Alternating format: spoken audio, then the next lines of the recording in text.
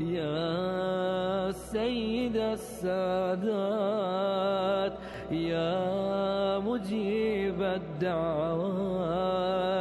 يا رافع الدرجات، يا ولي الحسنات، يا غافر الخطيئات، يا معطي المسألات،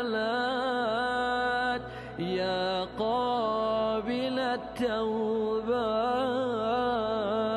يا سامع الأصوات، يا عالم الخفيات،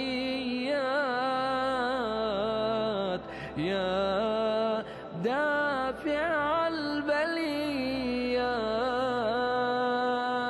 سبحانك يا لا إله إلا أنت، الغوث الغوث، خلصنا من النار يا